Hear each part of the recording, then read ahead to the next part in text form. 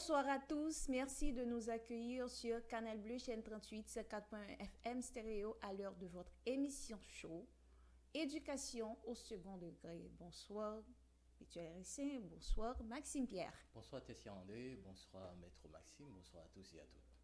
Bonsoir à toutes et à tous. Bonsoir Miss Santa Tessia André. Bonsoir Maître Pétuel Rissin. Bonsoir à tous les super branchés. Quel plaisir de nous retrouver ici ce soir pour un show extraordinaire. Ce soir, madame, monsieur, c'est autour de cette thématique expérience, engagement et le devoir de servir que l'on va passer de très bons moments ensemble. Merci de votre fidélité. Bienvenue à cette émission. On vous retrouve après la pause.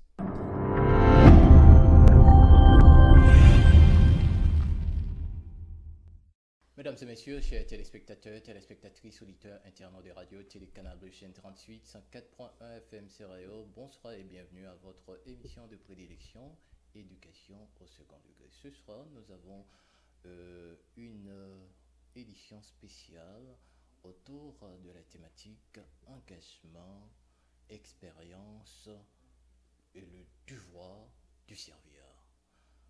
Au niveau de notre mise en contexte, ce sera avec plaisir qu'on va découvrir normalement des points pouvant nous faciliter la voie réelle de notre existence.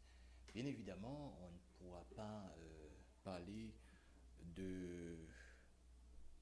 d'éducation, de formation au niveau de la société sans pouvoir ne pas faire face à ce qu'on appelle la responsabilité de la jeunesse, le renforcement de la famille, question de donner un nouvel élan normalement aux activités socio-économiques, développer des capacités à travers un leadership efficace. Tout d'abord, on va voir le renforcement de la famille. Si nous voulons éduquer, mesdames et messieurs, former la société, ça doit passer directement par ce qu'on appelle une certaine forme de renforcement de la famille. Maître Maxime. Justement, mes petits lycéens, nous savons très bien que la famille, c'est d'abord le premier lieu de socialisation de chaque individu. Tout à fait. Voilà pourquoi, étant qu'institution prestigieuse de la société, il est question de prendre à cœur la formation de chaque individu pour devenir véritablement des personnes engagées, des citoyens, des citoyennes pour transformer une société. Parce que on ne peut pas avoir une société meilleure sans l'apport de la famille, sans l'implication de la famille comme institution première, comme institution de base, parce que chaque famille a pour responsabilité de former des citoyens, de prendre à cœur l'éducation, parce que c'est de là que chaque être venant de recevoir les valeurs, c'est-à-dire toutes les valeurs transmises pour devenir effectivement un produit pour la société. Parce que tant que nous avons une famille responsable, nous devons avoir une société meilleure. C'est de là que chaque société qui évolue, chaque nation également qui évolue, parce que pour avoir une nation forte, faudrait-il avoir une famille responsable, une famille qui prend à cœur l'éducation de chaque individu, de chaque personne issue d'une famille, quel que soit les liens, quel que soit en fait les lieux où cette famille se réside. Parce que souvent de fois on dit que il y a des personnes qui produisent des images, c'est par rapport avec les lieux où cet individu a reçu une éducation. Mais souvent de fois, les lieux font un impact certes, mais parfois la dimension de l'éducation transmise joue un rôle plus prépondérant que cela. Parce que je peux et élevé dans un lieu quelconque, pourtant je suis une personne distinguée par rapport avec mes valeurs, par rapport avec mes éthiques comme individu. Donc c'est de là que nous voyons que la famille reste demain une institution de référence, même lorsqu'il y a certaines décadences, il y a certaines ruptures et tout ça, mais la famille jusqu'à présent reste demain une institution de référence, une institution de valeurs permettant à ce que chacun de nous puisse devenir des citoyens formés pour une société meilleure. Justement, Maître Maxime Pierre, normalement, ce dont vous venez de dire là, c'est tellement important dans la mesure où on ne peut pas avoir une société forte, équilibrée, responsable sans le renforcement de la famille. Pourquoi? Parce que l'humanité, depuis la nuit des temps, fait face à ce qu'on appelle une fiction collective basée sur l'objectivité de la subjectivité, c'est-à-dire que nous sommes tous égaux en droit. Donc ça passe directement par une vision et ça touche déjà l'imaginaire collectif de tous les êtres humains. Et pour cela, on ne pourra se passer de ce qu'on appelle la responsabilité de la jeunesse, Madame Tercia. Qui est l'avenir de la société. Effectivement. Justement. Alors, être jeune, c'est quoi exactement? Ouais. Parce que statistiquement, d'après l'ONU, une personne est considérée comme jeune, c'est lorsqu'elle est âgée entre 15 à 24 ans. Très bien. Statistiquement. Alors, d'après Thomas Mann, qui est écrivain, philosophe, il a défini la jeunesse, il a dit que être jeune, c'est être spontané. C'est rester proche des sources de la vie, pouvoir se dresser et secouer les chaînes d'une civilisation périmée. C'est oser ce que d'autres n'ont pas eu le courage d'entreprendre. En somme, c'est se replonger dans l'élémentaire. Cette définition, c'est Thomas Mann qui nous l'a expliqué. Être jeune, c'est comme ça. Donc, en tant qu'avenir de la société, la jeunesse ne doit ni rester à s'apitoyer sur son sort ou sur celui de l'ensemble de son pays. C'est ce qu'on voit de nos jours, que la jeunesse accuse l'autre. Ouais. Ce n'est pas moi, ce n'est pas de ma faute, c'est sa faute, c'est leur faute. Exactement. Donc, ni chercher un bouc émissaire à qui attribuer tous les maux du monde. La jeunesse doit faire des efforts, que ce soit dans la manière de choisir ses leaders ou dans son silence conformiste. Très bien. Et complice par rapport à ce qui se passe autour d'eux. De ce fait, la jeunesse doit assumer sa responsabilité en s'engageant pour servir sa communauté, Effectivement. à la participation et à l'intégration, Très et bien. à s'informer et à se former. Très bien. Effectivement, Madame Tercia André, C'est correct. il faut dire que penser de la jeunesse aujourd'hui, il va falloir qu'on puisse redéfinir des stratégies parce qu'on fait face, bien entendu, à ce qu'on appelle une crise de modèle. Donc, étant constaté, on ne peut pas accuser l'autre. Il faut tout simplement s'assumer. Justement. Parce que, C'est une responsabilité. effectivement, parce que il est dit dans la Bible que Dieu, lui, bénira les œuvres de nos mains, c'est-à-dire des mains qui sont actives, Oui. c'est-à-dire des mains de ceux et celles qui travaillent, Justement. qui assument leurs Et responsabilités. le travail, c'est vraiment nécessaire. Effectivement, c'est-à-dire que dans la Bible, les différents auteurs, ils étaient des travailleurs, Tout ils à fait. étaient responsables. Jésus, lui, il était charpentier. Abraham était éleveur. Donc, c'est-à-dire que chacun avait quelque chose à faire. Oui, Et ça c'est doit faire. une chose. Et ensuite, Jésus s'engageait. Il s'engageait Oui, Il s'engageait. il s'engage. Donc, on ne peut pas être jeune sans s'engager. sans s'engager. Parce que, Vous devez vous engager. justement, Oui, parce c'est ce que que tout nous ce qui voyons. nous entoure nous concerne. Effectivement. Et nous voyons dans notre société, bon, les jeunes ont peur de s'engager. Ah, ça, c'est une question vraiment. Voilà. Oui. Cette peur nous entrave quelque entrave. part. Ça nous ramène à découvrir la voie de la bêtise, Effectivement. c'est-à-dire celle à laquelle que nous sommes en train d'assister aujourd'hui. C'est-à-dire nous ne sommes pas libres de nos actions, de nos activités, Tout à fait. donc nous ne sommes pas libres de même visiter notre territoire. Donc c'est-à-dire c'est quelque chose euh, auquel nous devons tous nous rendre compte et nous devons agir vite. Non seulement agir, mais vite et bien. Oui. Maintenant, pour ce faire, étant donné que nous avons déjà donné des explications sur le renforcement de la famille, ça passe directement par ça.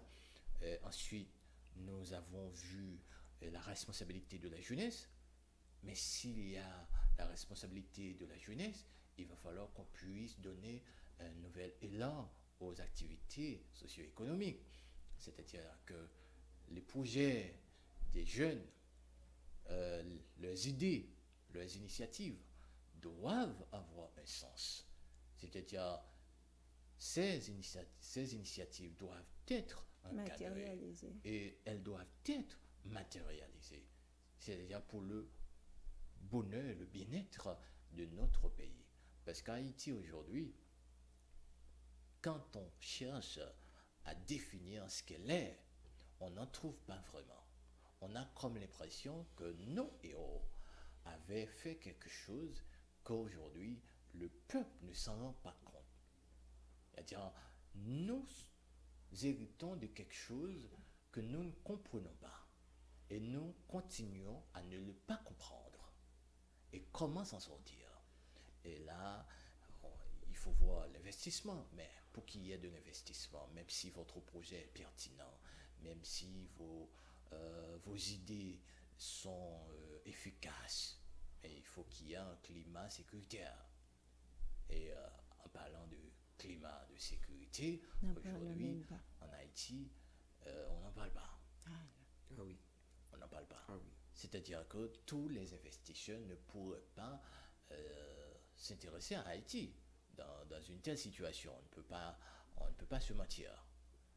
Mais de toute façon, comme disait l'autre, il faut encore être optimiste. Eh bien, pour cela, nous avons toujours droit à des voies possibles. Mais ça passe directement par l'innovation, ça passe par la créativité. Mais dans une société où on a peur de s'engager, pourquoi? Parce que l'autre, même s'il ne fait rien, il a tendance à vous diaboliser. Ah oui. Il a tendance à tout faire pour aller à l'encontre de votre projet. Il veut tout faire pour gâcher votre avenir, malgré vos efforts. Et là encore, dans une dimension où l'on doit piercer les mystères de ses pouvoirs personnels, on reste positif, on reste optimiste. Mais il y a tellement de barrières, il y a des obstacles. Bien entendu, au sein des obstacles, il y en aura toujours des voies, des possibilités pour pouvoir s'en sortir. Oui. Mais dans une société, ça c'est sur le plan personnel. Mais dans une société, c'est pas tout à fait. Par exemple, aujourd'hui, il y a des idées qui s'émergent aujourd'hui en Haïti. Mais si on veut parler de société, sur le plan collectif, dans l'imaginaire collectif, nous sommes tous bloqués. Nous sommes tous bloqués, étant donné que pour fonctionner, il faut qu'on soit en vie. Et quand on ne parvient pas à définir ce qu'est la vie, eh bien tout devient impossible. D'où des coïncidences. Il n'y a pas la liberté vraiment de penser Ah non. en toute autonomie. Et Il n'y a effectivement. aucune liberté. La liberté n'existe plus. Et elle n'existe pas. J'ai dit Et plus. c'est pourquoi on est dans une fiction collective. Tout à fait. On parle de démocratie, elle n'existe pas. On parle de liberté, elle n'existe pas. On parle de la monnaie, elle n'existe Et pas. je ne sais pas. C'est-à-dire que elle reste au niveau de notre imaginaire Tout à fait. jusqu'à ce qu'elle devienne une fiction collective, c'est-à-dire on l'accepte dans le vécu quotidien. Ben, en fait, on accepte tout en Haïti. On accepte Oui, on tout. accepte tout. On accepte tout. Oui. Donc, aujourd'hui, c'est la république même de la méchanceté. C'est la république de la méchanceté. Les entreprises ne fonctionnent pas. Non. C'est-à-dire les startups Il y a une décadence totale. ne fonctionnent pas. Alors, Pétuel, là, maintenant, j'aimerais bien te poser une question. Est-ce qu'il y a quelque chose qui fonctionne en Haïti? Alors, ce qui fonctionne, oui, il y en a. Et Mais pas dans la totalité. Non, non, ce qui j'aimerais fonctionne en savoir ce qui Haïti, fonctionne c'est directement en la Haïti. bêtise, c'est la méchanceté. Ok, Ah oui, ok. ok.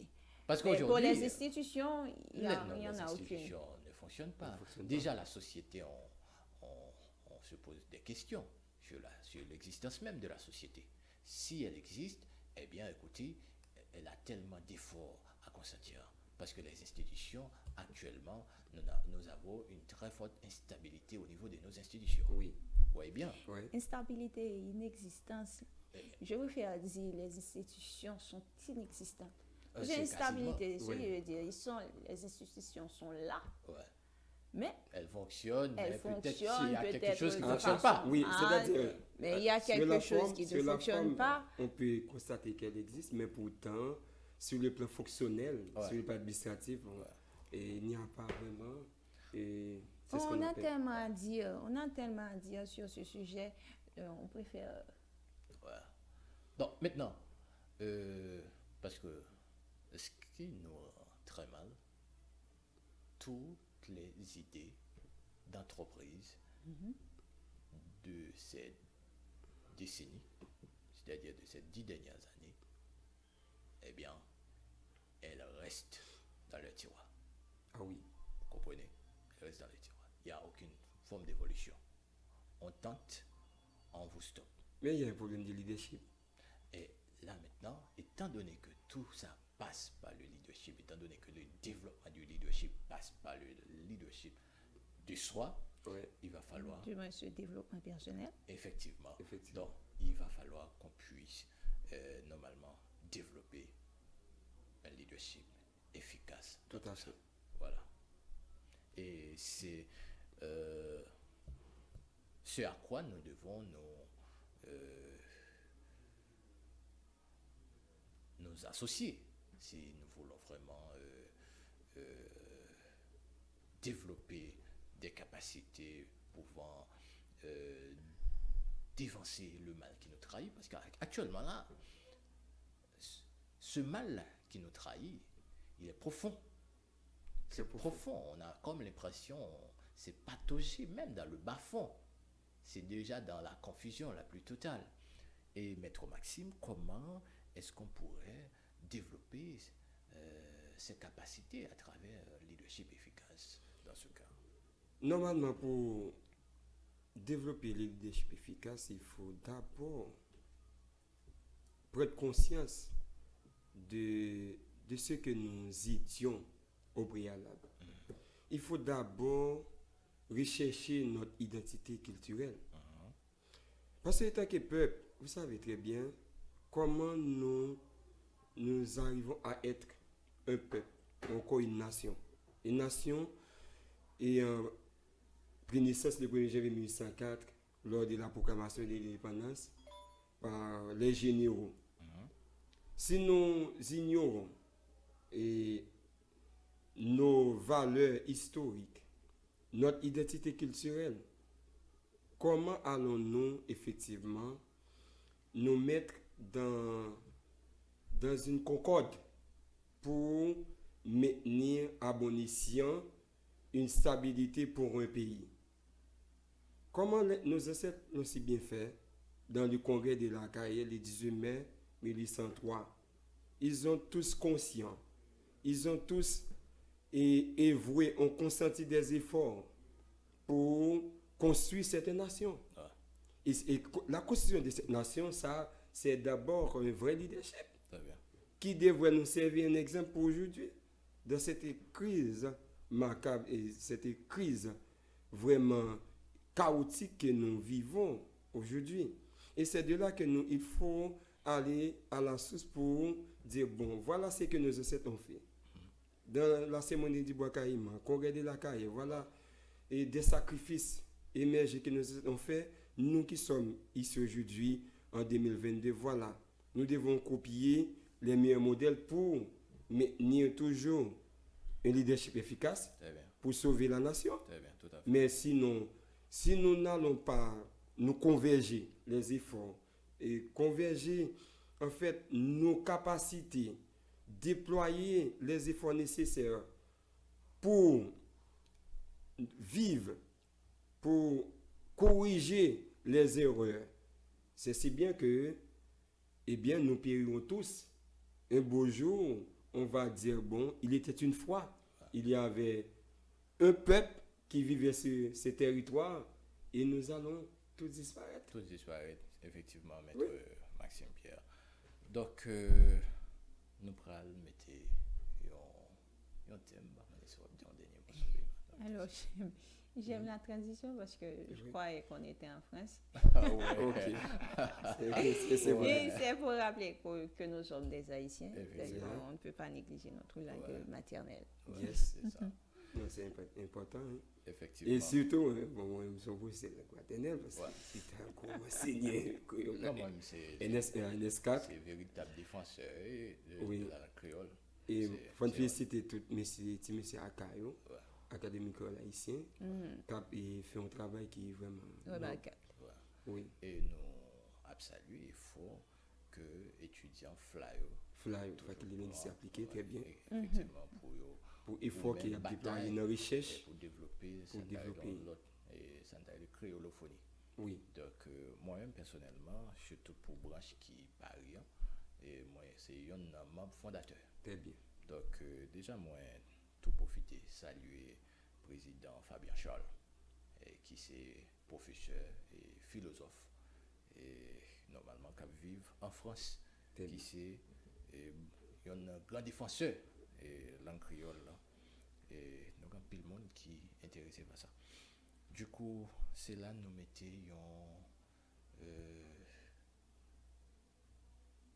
un point à la mise en contexte. Hein. Mais nous pas aller pour nous, avant même nous, et arriver dans un grand débat, sans nous pas rappeler que l'émission éducation au second degré va gagner un an déjà. Va gagner un an depuis plateau ça a observé nous. Ça, j'ai 4 août. Côté que nous, toi, t'es bien Et belle. effectivement, Je vois le bel donc, là, ça. quatre Mais août, oui. C'était donc, 4. comme ça. 4 août 4. C'était 4. 4. 4 août. 4 août 4. C'est 4 avec Pasteur Jacques. Bien Justement. sûr, et nous profiter saluer Pasteur Jacques qui part avec nous sur le plateau. Hein. Et donc, pour le premier anniversaire, ça, nous souhaitons mettre dehors un magazine que nous appelons magazine 360 degrés. Magazine 360 degrés, là, c'est un magazine côté que rejoint tout ça qui a été réalisé pendant 12 mois, ça, non, émission éducation ou bien sous plateau, émission éducation Et avec des photos tout là-dedans. au second degré. Et puis avec photo. Dès Et puis, qu'un monde toute qui thématique. remet tête pétuelle et recette, Voilà. c'est tout à fait normal pour le magazine. Ça, là, Effectivement. Oui, Et souvenez ça qui peut Voilà. mettre Au en cas. œuvre, continuité, ça n'a fait là. Effectivement. Ou Yeah. capable pour tes supports.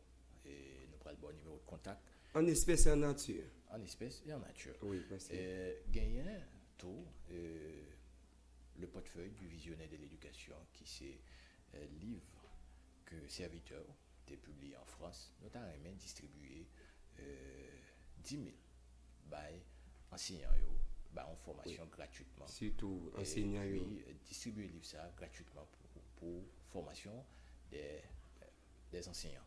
Très bien. Gagner Pasteur Jacques Charles qui part avec nous malheureusement sur le plateau aujourd'hui hein, et qui lui-même voulait distribuer 10 000 livres tout dans la réforme de l'enseignement, toujours pour professeurs, directeurs d'école.